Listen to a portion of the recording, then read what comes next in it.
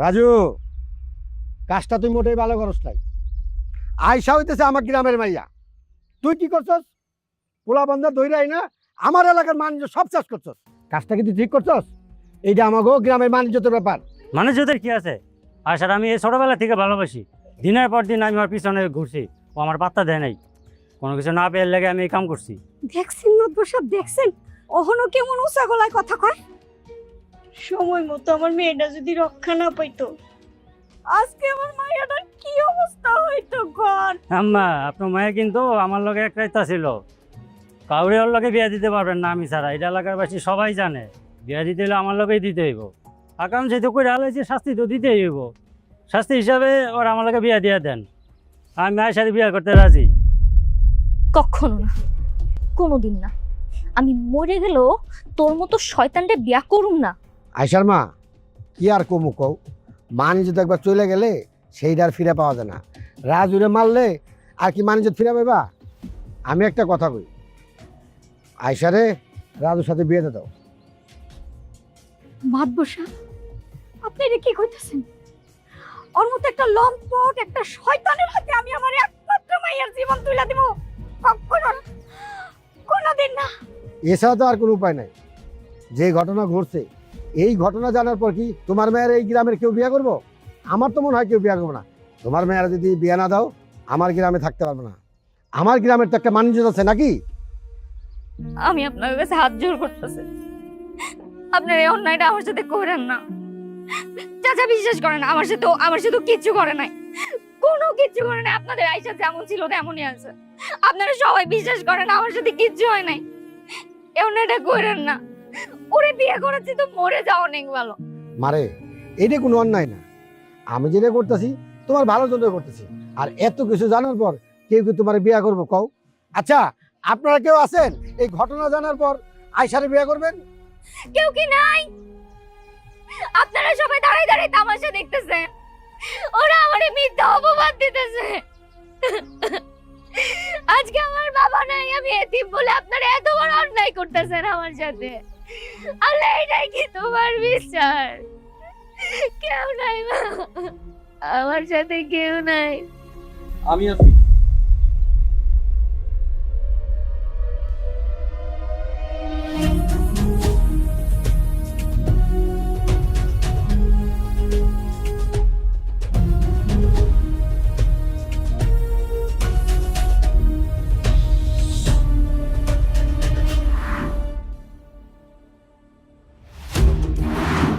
কিরে, তোরা এত রাতে এখানে বসে আছিস? ওই কিছু না তো, এমনি যত সময় তুই যা। তোরা তো এমনি এমনি বসে থাকার লোক না। এমনি বসে রয়েছি, যা তো তুই যা, শোন যা, তুই যা।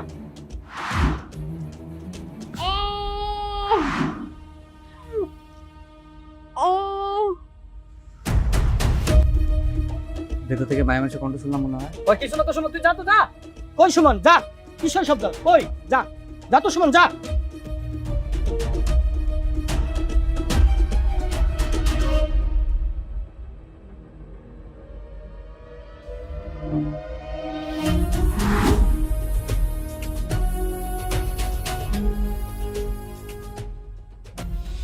আমি যেহেতু ভাই, এই সুমন, এটা কি করতেছিস তুই? হ চাচা, আমি আয়সারে বিয়া করব। কেউ না জানুক, আমি তো জানি কাল রাতে আয়সার সাথে কি হয়েছে। এরকম একটা খারাপ লোকের লাগে একটা নির্দোষ মায়ের শাস্তি পাইব, এটা হইব না। চাচি, আপনি যদি রাজি থাকেন তাহলে আমি আজকে আয়সারে বিয়া করব। আমার আবার কি আপত্তি থাকবো? উল্টা তো আমি সারা জীবন তোমার কাছে কৃতজ্ঞ থাকবো ওই শয়তানের হাত থেকে আমার মাইয়ার জীবন রক্ষা করার জন্য। কিন্তু মা, আমি তো এখন বিয়ে করবো না, আমি পড়াশোনা করবো। মা, তুমি সবাই এটা জানাই দাও। মারে, তুই না করতে চাইলো তো তোর সবাই মিলা বিয়া দিয়া দিব। তার চেয়ে ভালো ওই শয়তানের কাছে না যায় সুমনের মতো একটা ভালো পোলারে বিয়া করাই তোর ঠিক সিদ্ধান্ত হইব। মা, সুমন, আমি জানি এই দুনিয়ায় তোর কেউ নাই। এই গ্রামে তোর একটা সুনাম আছে। তুই একটা ভালো পোলা, ভালো করে চিন্তা করে দেখ তুই কি করতেছস। আমি বুঝে শুনে সিদ্ধান্ত নিছি চাচা, আয়সারে আমি বিয়া করব। তাহলে তো হয়ে গেল। যেহেতু সুমন বিয়ে করতে রাজি হয়েছে, তাহলে এক কাজ করো মেম্বার, মোল্লার আর কাজী আসতে কাও, আজকে বিয়ে হইব। হ্যাঁ তাইলে আজকেই বিয়া হইব।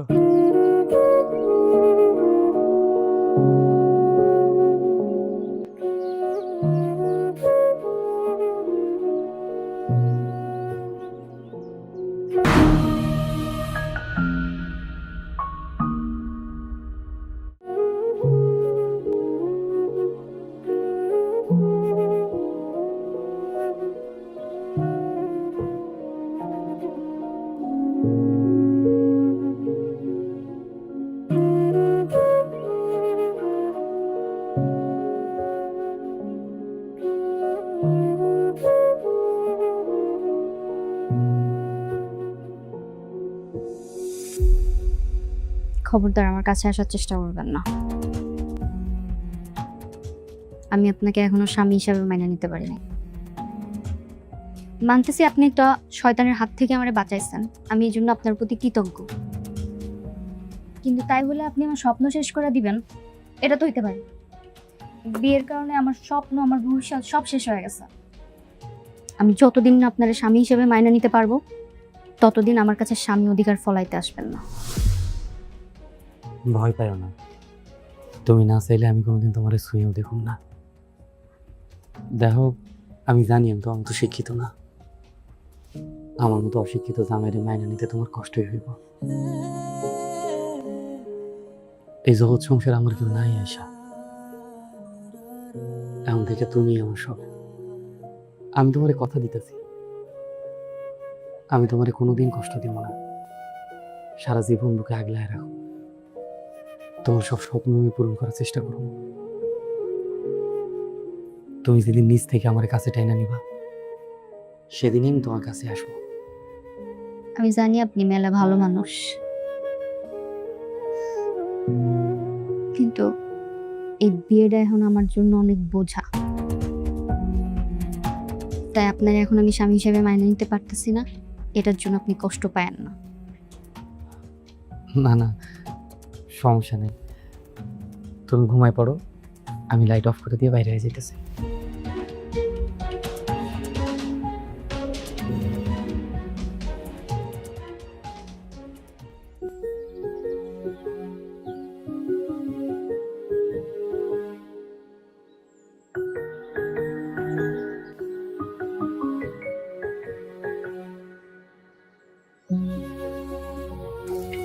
আপনার জন্য খাবার নিয়ে আসছি, আসেন খেয়ে নেন।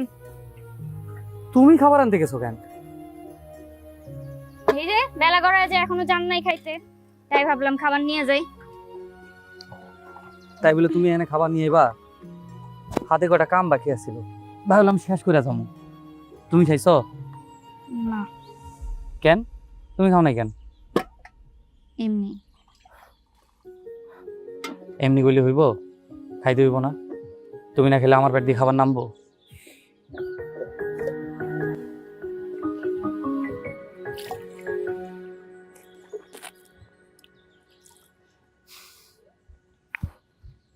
বাবা, মাছের তরকারি রাঁধছো?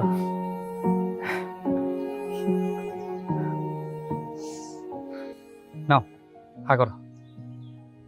না না না, আমি খাবো না, আপনি খান। তুমি না খেলে আমিও খাবো না, করো হা করো।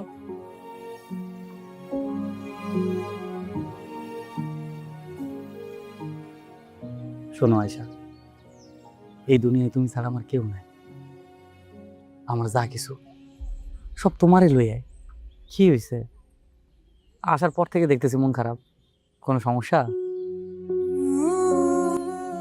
আজ আমার ইন্টার পরীক্ষার রেজাল্ট দিছে। ও, পাস টাস করছো?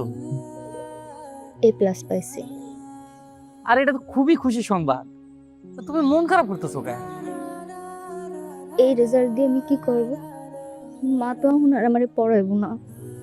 আমার কত স্বপ্ন ছিল, আমি পড়াশোনা করব, ডাক্তার হব, মানুষের সেবা করব। আমি খুব কষ্ট করে করে পড়ছি, প্রতিটা পরীক্ষায় ভালো রেজাল্ট করছি, কিন্তু এখন তো আমার স্বপ্নই পূরণ হইব না। কে কইছে তোমার স্বপ্ন পূরণ হইব না? আরে আমি তো আছি, আমি তোমার স্বপ্ন পূরণ করবো, তোমার পাশে থাকবো, তুমি পড়বা। আপনি আমারে পড়াইবেন? কেন পড়ামু না? আরে আমি শিক্ষিত না দেখি কি আমার বউ শিক্ষিত হইব না? আমার বউ ডাক্তার হইব, এই গ্রামে সবার চিকিৎসা করব। আর এটা তো আমার গর্বের বিষয়। মানুষজন কইব সুমনের বউ ডাক্তার। আপনি অনেক ভালো মানুষ। এই প্রথম তুমি নিজ থেকে আমার কাছে আইলা, এর থেকে শান্তির আর কিছুই নাই আমার কাছে। ডাক্তারের সবার সেবা করব। আমি অনেক ভাগ্যবতী একজন নারী যে আপনার মতো একজন স্বামী পাইছি। বাতাস বলে নাম তোমার, হৃদয় করে সাড়া, তুমি ছাড়া এই পৃথিবী লাগে কত যে হারা। তুমি আছো মন নীল আকাশের তলে, তোমায় ভেবে দিন কাটে নীরবতায় ভরে। তোমার হাসির আলো ছুঁয়ে যায় প্রাণ ভরে, ভালোবাসি তোমায় আমি হৃদয়ের গভীর থেকে।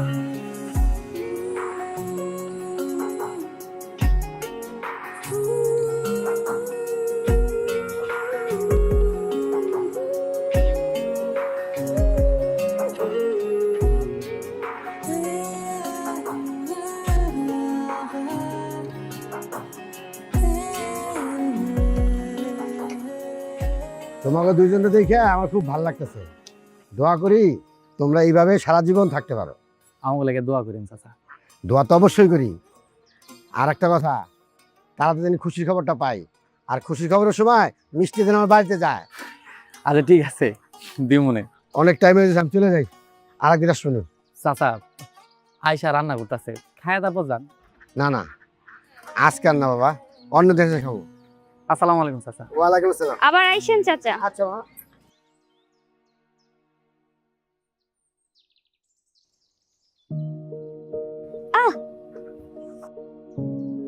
কি হইছে? হাতটা একটু কেটে গেছে। কি যে করো? আর সমস্যা নেই, অল্প একটুই কাটছে। সমস্যা নাই না, রক্ত বেড়ে গেছে, সমস্যা নাই। তোমারে কই যে সাবধানে কাজ কাম করবা। তোমারে নিজে কি করি আমি? আপনার মতো কেউ এমন যত্ন করে আমার কোনোদিন সেবা করে নাই, আমার খেয়াল রাখে নাই। ছোটবেলায় বাপ হারাইছি, এতে মেয়েটারে আপনি যেইভাবে সেবা যত্ন করতেছেন, দিন দিন তো আমার মনের ভেতরে জায়গা করে নিতেছেন। এত ভালো মানুষ কেন আপনি? যাও, তোমার রান্না করা লাগবে না, উঠো। উঠো মানে রান্না চুলায় কই যাবো রান্না রেখে? আমি করতেছি, তুমি উঠো। আপনি রান্না করবেন? আমাকে বিয়ার আগে আমি ফোন করি নাই, রান্না করে খাই নাই। আমি যে কেমন রান্না করতে পারি এটা দেখলে বুঝবা। উঠো উঠো উঠো উঠো। আস্তে। আরে এমন কি হয়েছে, অল্প একটু হাতই তো কাটছে। এবার দেখো কেমনে রান্না করা লাগে। আমি পারতাম, শুধু শুধু কষ্ট করতেছ। তুমি পারতা, তুমি যে কেমন পারতা সেটা দেখলাম আমি। এই যে এই দেখো কেমনে কাটে।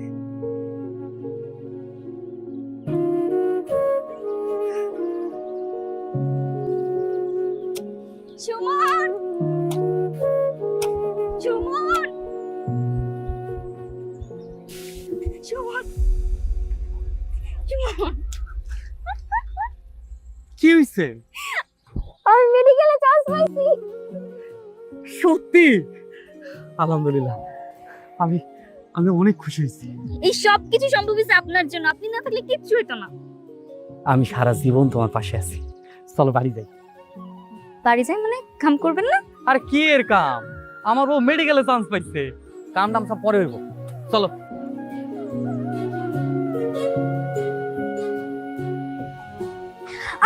কি হয়েছে? কাঠটা ফুটছে মনে হয়। কাটা ফুটলে কেন? তুমি জুতা পরে আইবা না? আরে খুশিতে বাড়িতে ভুলে রেখে আইছে। এখন খালি ভাই কেমনে হেঁটে বাড়ি যাবা? আর সমস্যা নেই, চলো তো যাই। আরে আরে কি? আরে গ্রামের মানুষজন দেখবো তো। দেখলে দেখো, আমি কি অন্য মায়ের কোলে নিছি? আমি আমার বউরে কোলে নিছি। আরে কষ্ট হয়ে যাবে না আমার?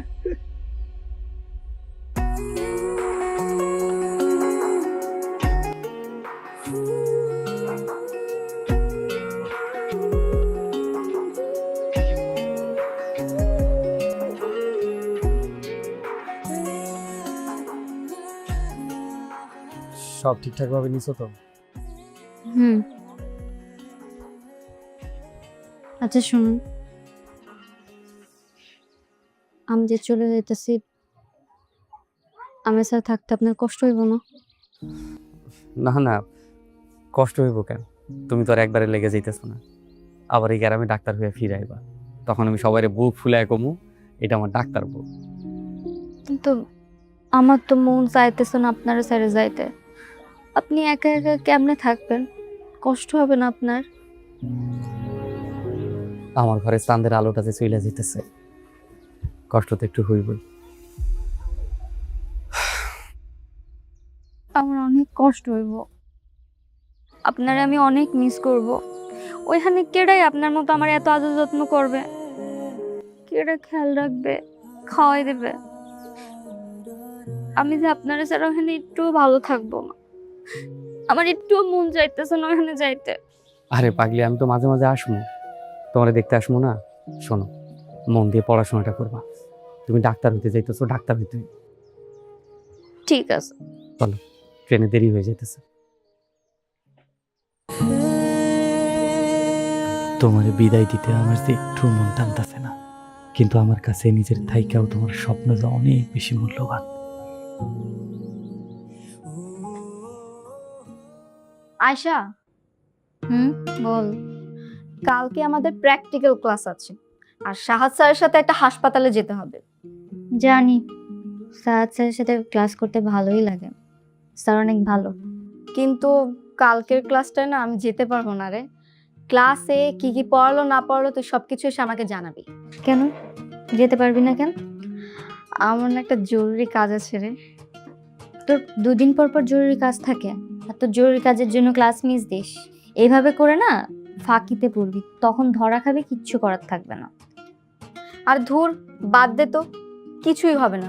তুই না পড়তেছিলিস, পড়। আমার না খুব ক্ষুধা পেয়েছে, আমি যাই। যাও ফাঁকিবাজ।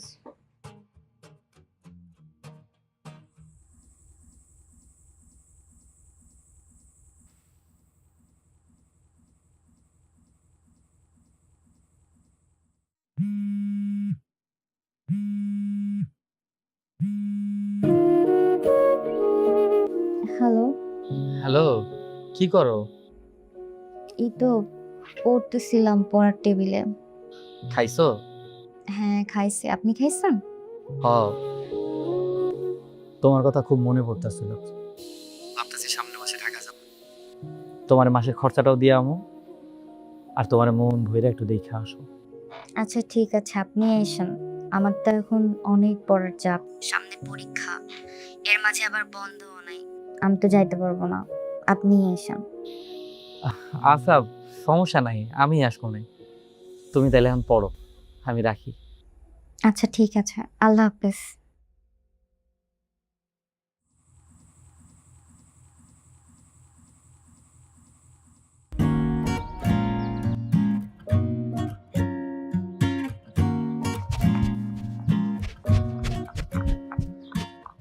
সরি, আমার নাস্তা একটু লেট হয়ে গেছে। জানি তো লেট হয়েছে, সেই জন্য আমি গেট দিয়ে ভিতরে চলে আসলাম। এখন কথা না বলে উঠো। এখন উঠবো? যদি কেউ দেখে ফেলে? আবার সেই জন্য তো বললাম যে তাড়াতাড়ি বাইকে উঠো। আচ্ছা।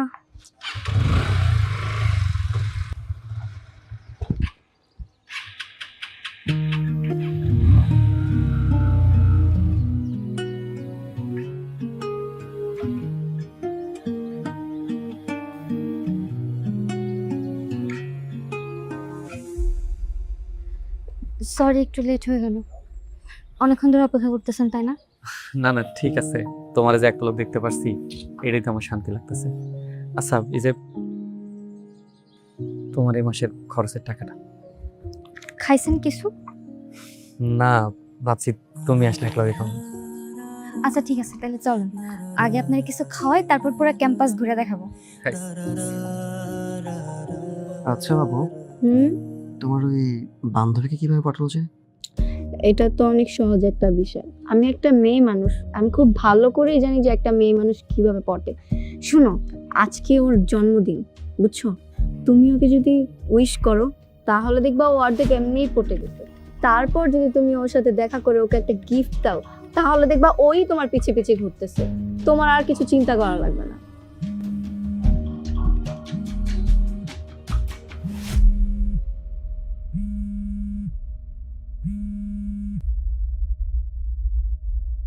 হ্যালো, আসসালামু আলাইকুম। কে বলছেন? Many many happy returns of the day. শুভ জন্মদিন আয়শা। কে আপনি? আর আমার বার্থডে জানলেন কিভাবে? আমি আপনার সব কিছুই জানি। আপনার নাম আয়শা, আপনি ডাক্তারি পড়ছেন, আর আজকে আপনার জন্মদিন। আর তাছাড়া আপনি দেখতে কিন্তু ভীষণ সুন্দরী।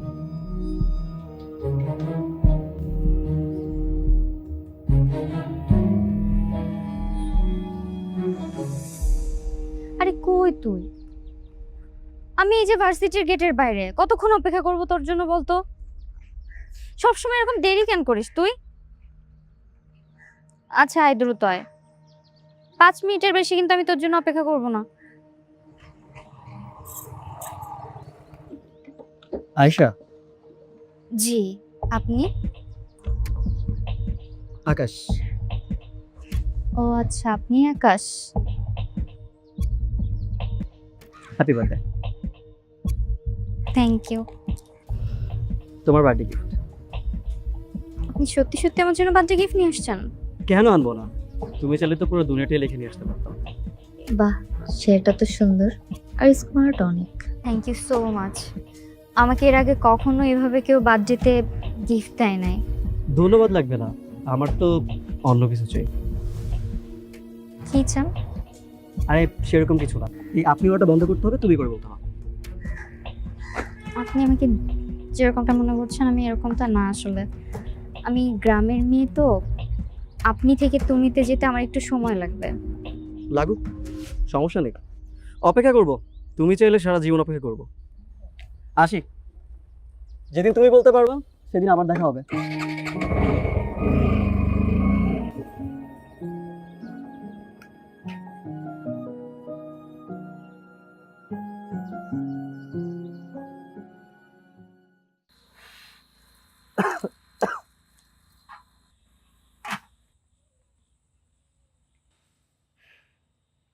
এমন করে আর কত কষ্ট করবা? মানুষ বিয়া করে একটু শান্তির লাইগা, বিয়া করে বউটা ঢাকা শহরে পাঠাই দিছো। আচ্ছা, এই ঘরের কাম বাইরের কাম করতে তোমার কি কষ্ট হয় না? কষ্ট তো হয়, কিন্তু কি করার আছে? আয়শা যতদিন পড়ালেখা শেষ হয় নাই ততদিন তো কষ্ট করতেই হয়েছে। ঘরের বউরে এত পড়াশোনা করানো ঠিক না। এখনো সময় আছে, ঘরের বউরে ঘরে ফিরাই আনো। দেখবা একদিন তোমার মূল্যই করবো না। তুই আর কোনো কথা কইবি?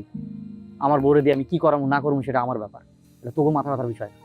রেগে যাও কে? রেগে যাও কে? গ্রামের মেয়ে তো তোমার ভালো লেগেই কয়। বউ শিক্ষিত হয়ে যখন উড়াল দিব তখন বুঝবা। কথায় আছে না, মানুষের ভালো কইতে নাই। কইস না। আচ্ছা, তুমি বিয়া কইরা একা একা থাকতে তোমার কষ্ট হয় না? কত করে কইছিলাম আমারে বিয়া করো, আমারে বিয়া করলে তোমার এত কষ্ট করতে হইতো না। আচ্ছা, এই তোমার বইয়ের থেকে আমি কোন দিকে কম আছি? আচ্ছা, সমস্যা নাই, কোনো দরকার লাগলে আমারে মিস কল দিও, আশেপাশেই আছি। তোর কল দাও। ওরে বাবা রে!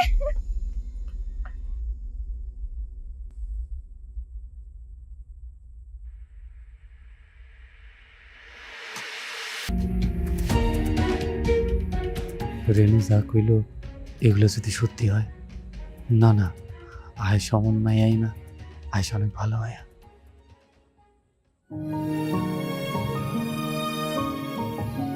আমি কখনো ভাবতেই পারিনি তোমার মতো সুন্দর হ্যান্ডসাম একটা ছেলে আমার জীবনে আসবে।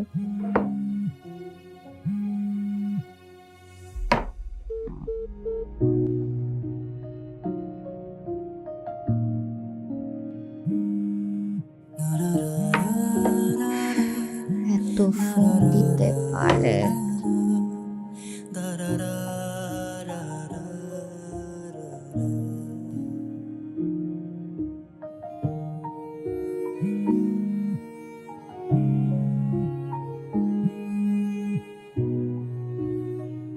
হ্যালো, কি হয়েছে? তোমার এতবার করে কল দিতেছি, কল রিসিভ করো না কেন? আমি ওয়াশরুমে ছিলাম তাই ফোনটা ধরতে পারি নাই। কয়দিন ধরে দেখতেছি তুমি আমার ফোন রিসিভ করতেছো না, কি হয়েছে? কোনো সমস্যা? কেমনে ধরবো? আমি কি সারাক্ষণ ফোনের কাছে বসে থাকি? আমার পড়ার টেবিলে থাকা লাগে, পড়াশোনা করা লাগে, সামনে পরীক্ষা। পড়াশোনা না করলে তো ভালো রেজাল্ট করতে পারবো না, তাই না? আপনার কথা শুনে মনে হচ্ছে আমি ফোনটা সারাক্ষণ হাতে ধরে বসে থাকি। কখন আমার স্বামী ফোন দিবে আর আমি ফোনটা ধরবো। ঘুমানোর সময় পায় না, খাওয়ার সময় পায় না, আর ফোন। এরকম করলে কিন্তু পরীক্ষায় আমি ভালো রেজাল্ট করতে পারবো না। মেডিকেলের কত চাপ আপনি জানেন না? আচ্ছা ঠিক আছে, শোনো, মন দিয়া পড়ো, ভালো করে পরীক্ষা দাও। আর কোনো কিছু দরকার হলে আমাকে জানাই, চিন্তা করো না। সময় মতো খাবারটা খাইয়ে নিও, নাহলে তো শরীর খারাপ করবো। ঠিক আছে, এখন রাখি।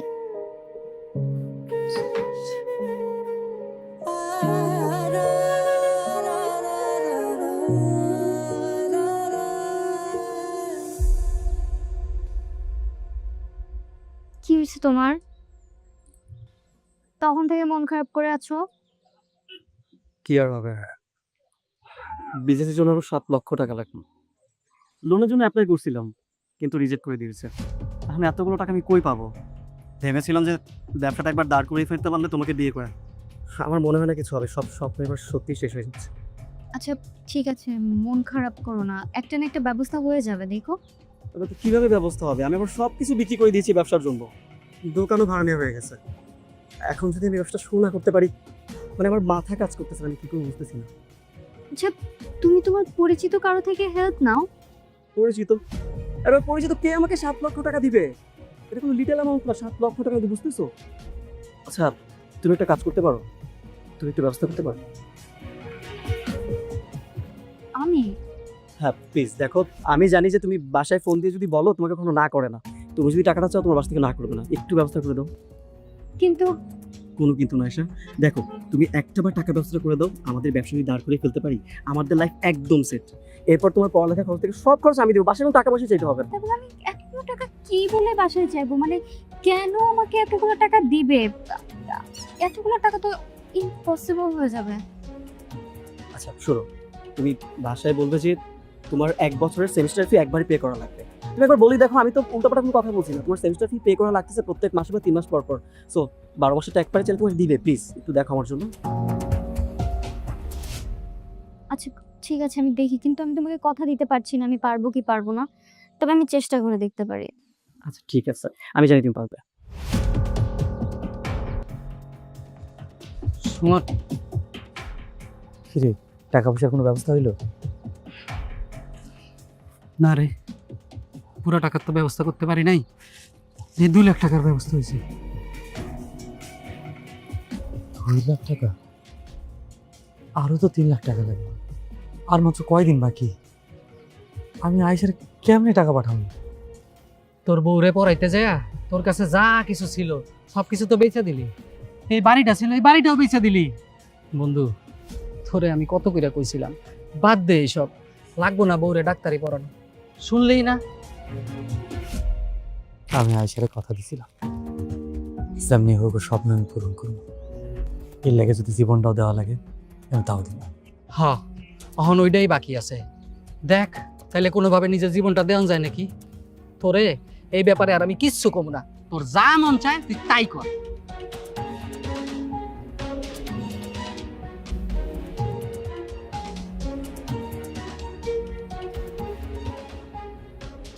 তুই ঠিকই কইছস, আমি এখন আমারই বেচবো, এছাড়া আর কোনো উপায় নাই আমার।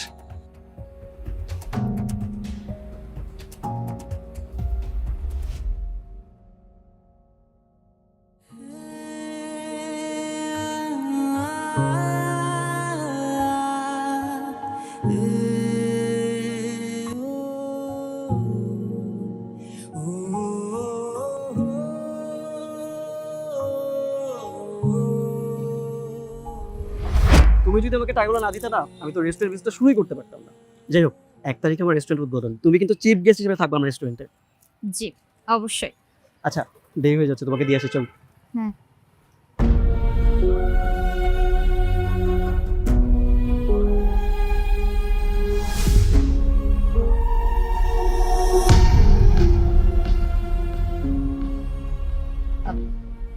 তুমি একটু দাঁড়াও, আমি আসতেছি।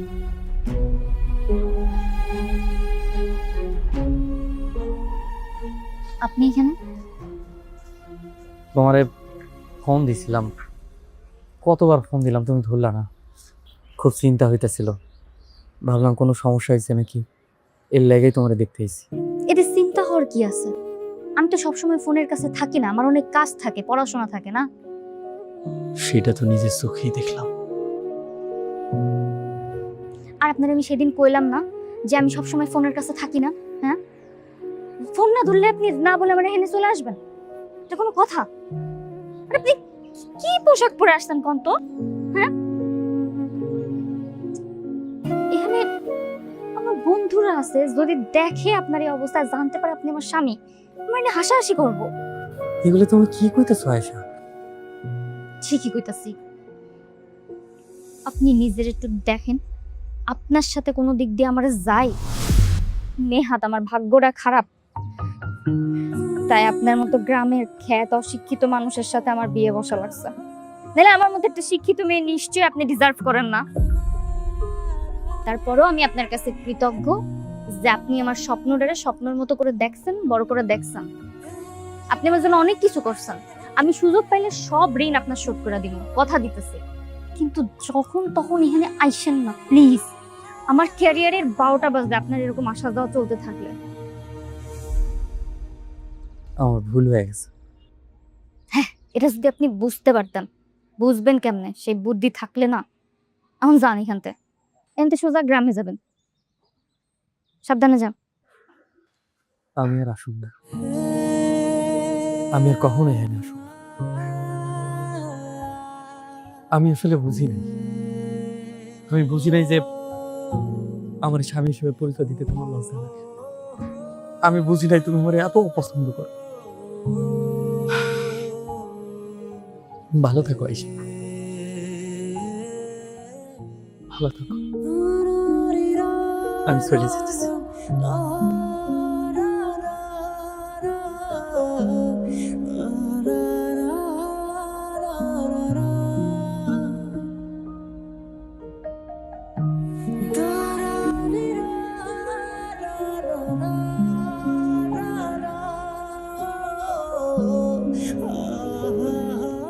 কে ছিল এটা? ওই গ্রাম থেকে আসছিল আমার খোঁজ খবর নেওয়ার জন্য। আচ্ছা, তাহলে তুমি যাও।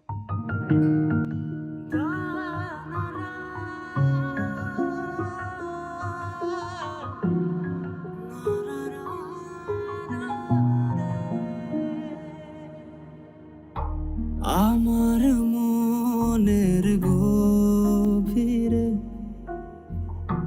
তোমাকে রেখেছিলাম, ভালোবাসা উজাড় করে তোমাকে দিয়েছিলাম। তবে আমায় কেন শত ব্যথা দিয়ে চলে গেলে কোন আশায়? এত ভালোবাসা ভুলে তুমি আছো বহু দূরে। কাঁদি আমি মরি হাহাকারে, এ ব্যথা বুঝাবো কারে?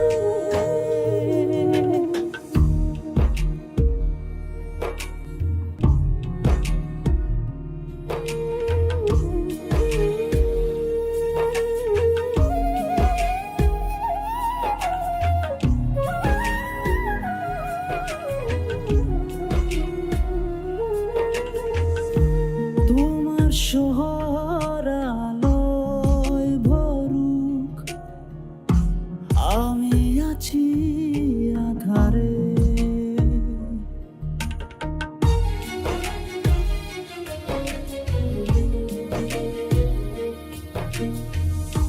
মনে পড়ে কত স্মৃতি, ভুলে গেছো নিমিষে। তবে আমায় কেন শত ব্যথা দিয়ে চলে গেলে কোন আশায়? তবে আমায় কেন শত ব্যথা দিয়ে চলে গেলে কোন আশায়?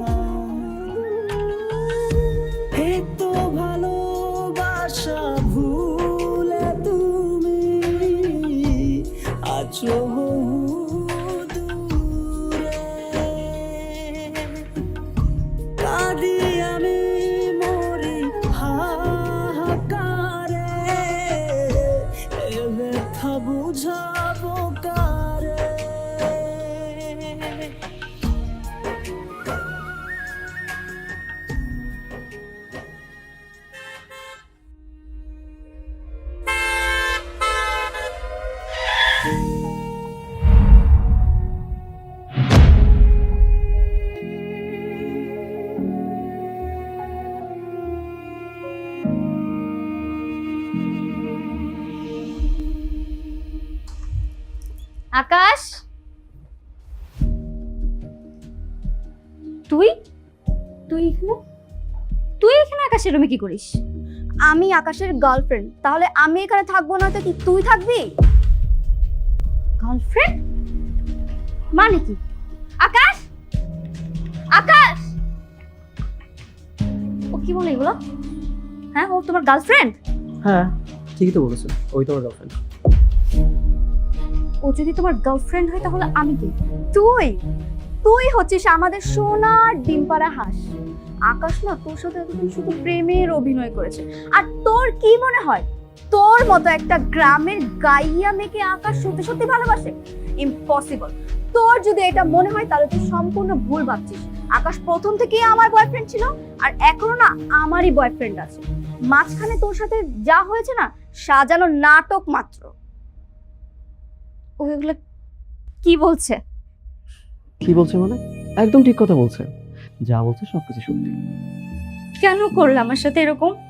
আর বাবা টাকার দরকার ছিল, আমাদের টাকার দরকার ছিল, আর সেই জন্য আমরা একটা গ্রামের মুরগি খুঁজতেছিলাম। ভাগ্যিস তোমাকে পেয়ে গিয়েছিলাম। আমার মিষ্টি কথার ভালোবাসাটা আপনার কোটে গিয়েছিল। দেখো না কত ভালোবাসা। টাকার জন্য, টাকার জন্য আমার সাথে প্রেমের নাটক করছো, আর টাকা পাওয়া হয়ে গেছে, ব্যাস আমাকে চিনো না। একদম ঠিক। তুই ছি, তুই বান্ধবী? তোর মতো বান্ধবী থাকার থেকে তো শত্রু থাকা অনেক ভালো। টাকার জন্য না আমি সব কিছু করতে পারি। কতটা স্বপ্ন দেখছিল ঘর বাদ আমাকে নিয়ে সংসার করবে, সবকিছু নষ্ট হয়ে গেল, তাই না? বেঈমান, প্রতারক, তুই টাকার জন্য আমারে ঠকাইছিস। তোর জন্য, তোর পাল্লায় পড়ে আমি আমার সহজ সরল জামাই। তুই আমার টাকা ফেরত দে। আমার জামাইয়ের অনেক কষ্টে উপার্জন করা টাকা, তুই আমার টাকা ফেরত দে। তোর মতো প্রতারকের পাল্লায় পড়ে আমি আমার জামাইকে ঠকাইছি, তার টাকা আমি নষ্ট হইতে দিব না। টাকা ফেরত দে। এই হাত দাবা। কে প্রতারক? আমার চাইতে বড় প্রতারক না তুই। তুই তোর স্বামীর সাথে বেমানা করছিস, তুই বিবাহিত সত্ত্বেও আমার সাথে প্রেম করছিস, আর তুই আমাকে প্রতারক বলতেছিস। আর টাকা, আমি যে তোর কাছে টাকার স্কুল প্রমাণ আছে নাই তো। এটা একটা ভদ্র লোকের ভাষা, এখানে শ্রীমকেট না করে সোজা পাশ থেকে বের হ। বের হ বাসা থেকে, বের হ।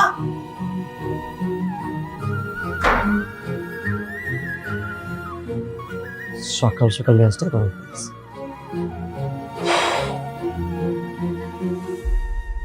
আসলে আমি অনেক বড় বেঈমান, প্রতারক। মিথ্যা ভালোবাসার ফাঁদে পড়ে আমি আমার সহজ সরল জামাইটাকে ঠকাইছি। অনেক বড় অন্যায় করে ফেলছি। আমি ওকে অনেক কষ্ট দিয়ে ফেলছি। এটাই হলো তার পাপের শাস্তি। শোন, তুমি আমাকে মাফ করে দিও প্লিজ। শোন, শোন।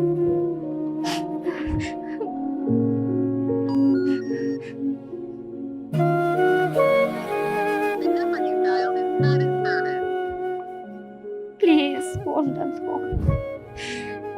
অফ করছো কেন? আমি তোমার সাথে অন্যায় করছি, প্লিজ আমার মাপ চাওয়ার সুযোগ দাও।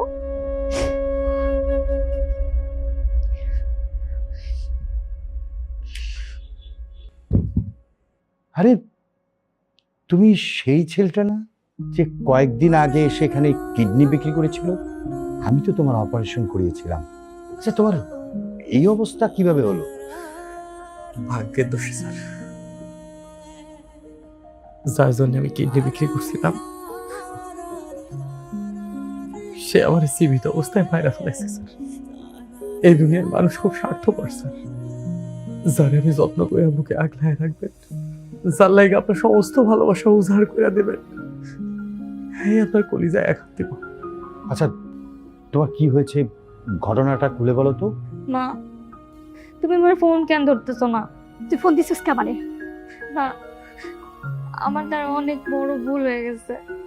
আমার মনে হয় শয়তানে ধরছিল মা। আমি সুমনের সাথে এত বড় অন্যায় কেমনে যে করে ফেলছি। আমি আমি আমি সুমনের পাওয়া মাত্র ওর কাছে মাপ চেয়ে নেবো মা। আমি ওর সাথে যোগাযোগ করতে পারতেছি না মা। সুমনের সাথে তুই যে বেইমানি করছস, তোর মতো ভাই আমার দরকার নাই। তুই আমার কোনোদিন ফোন দিবি না। ফোন রাখ। না,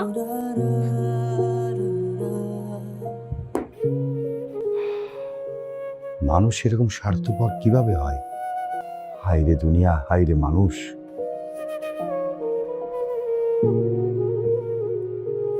আপনার কাছে একটা অনুরোধ স্যার। বলো। আপনি এই কথাগুলো আর কাউকে কইবেন না। আমি চাই না আমার বউয়ের দিকে কেউ আঙুল তুলে কথা হোক। এই দুনিয়ার কাছে সে ছোট হয়ে বাঁচুক, সে তার মতো থাকুক, ভালো থাকুক, সম্মান নিয়ে বাঁচুক। আচ্ছা ঠিক আছে, আমি বিষয়টা কাউকেই বলবো না। তুমি এত টেনশন করো না তো, আমি আছি। আজ থেকে ইনশাল্লাহ তোমার চিকিৎসার দায়িত্ব আমি নিজেই নিব।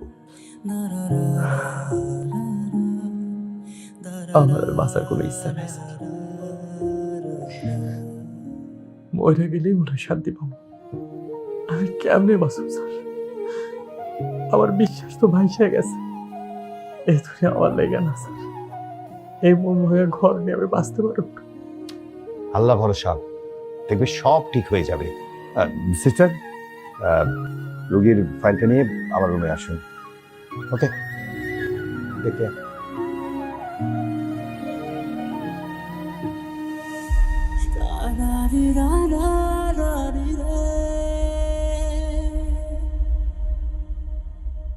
আজকে আমি তোমাদের একটা লাশ কেটে মানবদের সবকিছু প্র্যাকটিক্যালি বুঝিয়ে দেব।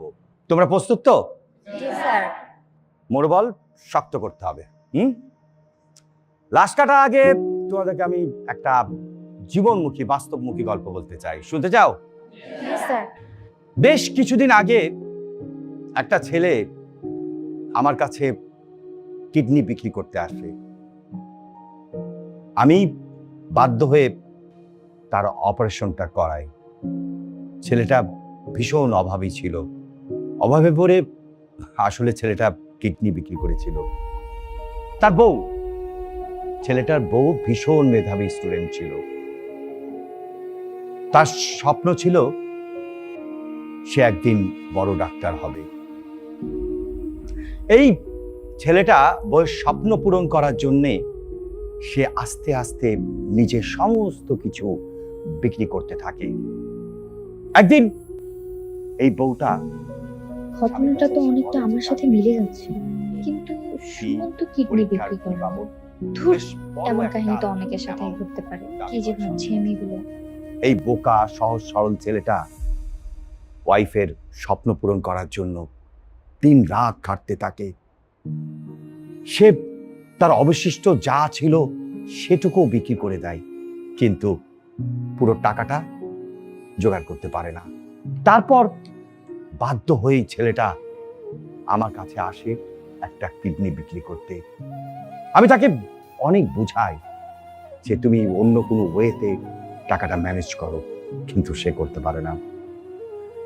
তারপর এদিকে এই বউটা স্বামীকে রেখে সে আরেকটা ছেলেতে আসক্ত হয়ে পড়ে।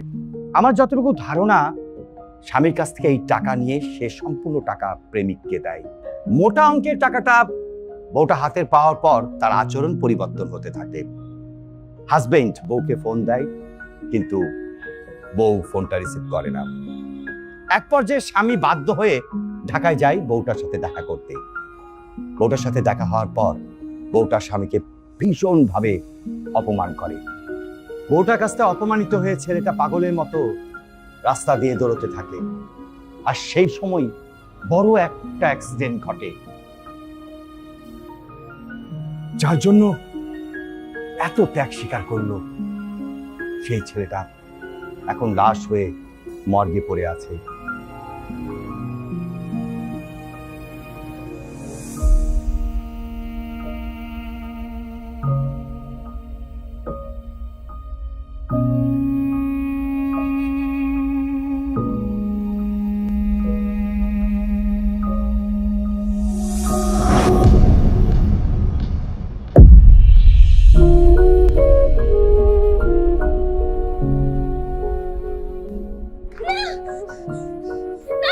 আয়শা, কি হয়েছে?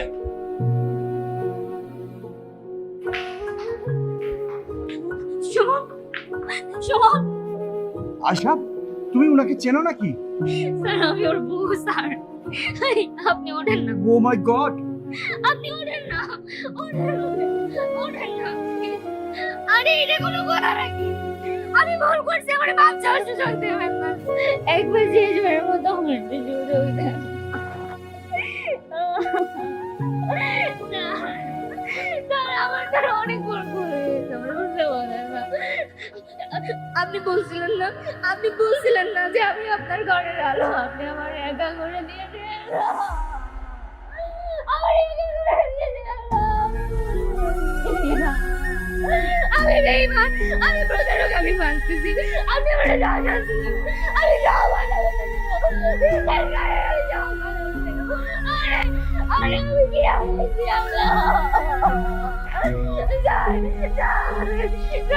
বলেন না, আমি লোক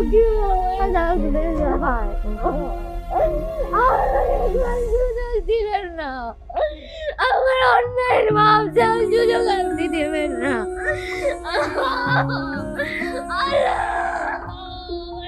ভুলে গেল।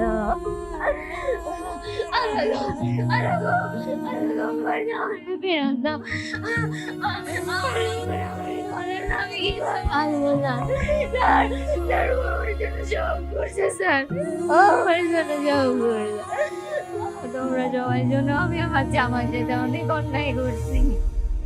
আমার জামাই আমার সাথে সব কিছু করছে, আমি গালাগাল।